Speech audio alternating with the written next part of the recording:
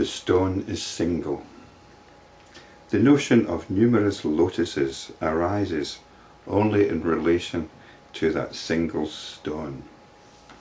Now this seems awfully cryptic, doesn't it? But in chapter 46 we had the parable of the rock. So it might be helpful if it was the same word that was used in translation here. One wonders if this stone is different from the rock. But I think it must refer to this rock. This rock is taken as the absolute. So it might seem quite a strange parable. This rock is essentially the absolute, God if you like. Well, perhaps that's what's meant by in the expression the rock of ages. And this rock is indeed the cosmic consciousness. It is full of tenderness and affection. Within it countless lotuses blossom. Their petals sometimes touch one another, sometimes not. Sometimes they are exposed, and sometimes they are hidden from view. Some face outwards, some face downwards, and some have their roots intertwined, some have no roots at all. This is creation, the objects of creation, perhaps even ourselves. We are the lotuses. And we arise only in relation to this single consciousness, this single stone. Even so, the notion of diversity arises in consciousness without causing diversity. So like daydreams or stories. It's like our own dreams when we're fast asleep dreaming. Are we creating different things, or are different things being created? If I dream of a monkey and an apple, is the monkey different from the apple? It certainly is in the dream. But when we wake up from the dream, would we say there was some existential difference between that monkey and the apple? We would just say it was all a dream. It was all a dream. Everything that was experienced, including all the feelings, usually very vivid feelings that we experience in a dream, we say they were all a dream. We bought into the dream. We got emotionally involved in it. Didn't matter how absurd it was, we got involved in it. We believed it at the time. But afterwards we say, it was all only a dream. We give it that homogeneous nature. We give it that one word, dream.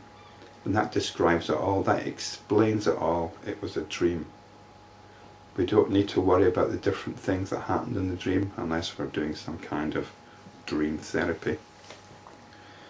But conventionally speaking, we just give it that one label, and we say that the apple in the dream, the monkey in the dream, the house in the dream were all of the same nature. They were of dream nature, of dream consciousness even. So even so, the notion of diversity arises in consciousness without causing diversity. It's the same mechanism. The same mind that creates dreams is creating this whole reality. It's creating that division actually. It's saying, this is the real reality. The dream reality is not the real reality.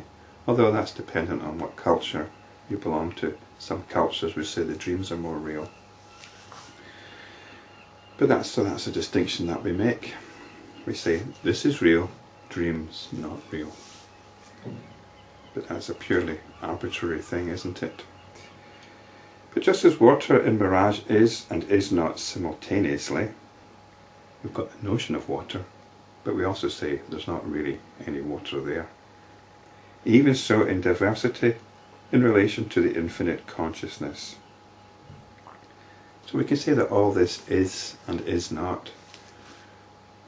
Just as we say in a dream at the time, it very much is. But afterwards we will say, from a different perspective, we'll say, it is not.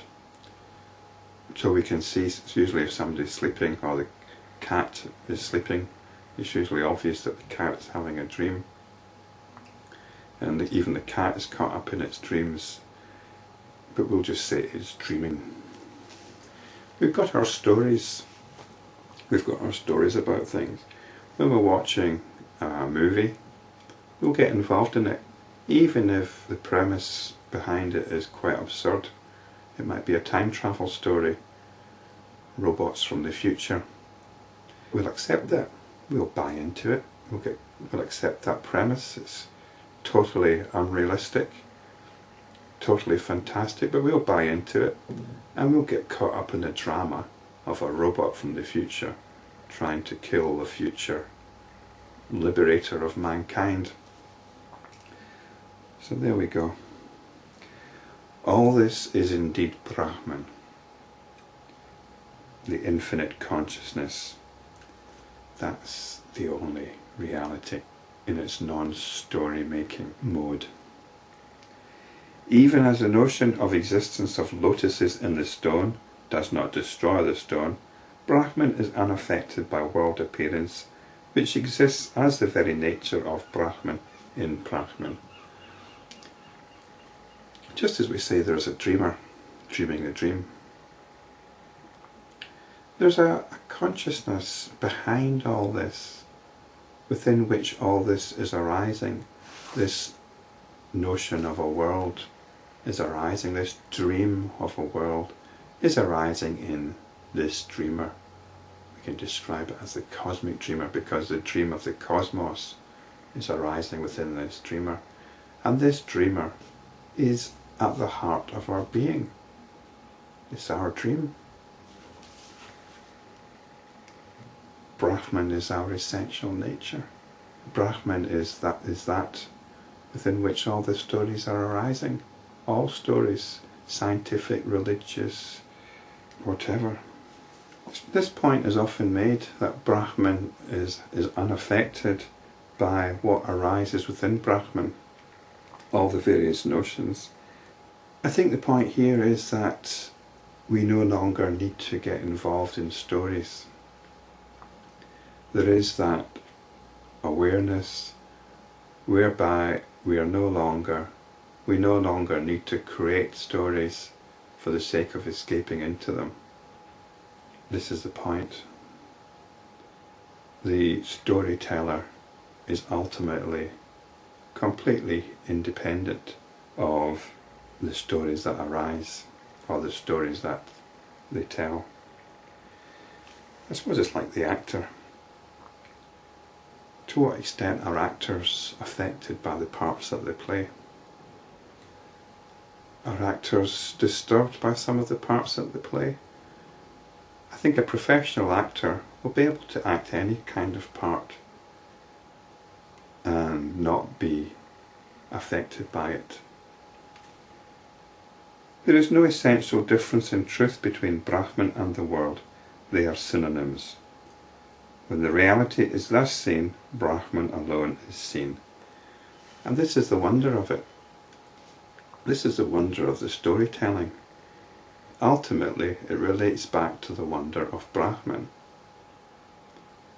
If we understand everything that happens as stories arising in Brahman, these stories can be a way of pointing us back to our essential nature. They are all Brahman doing its thing.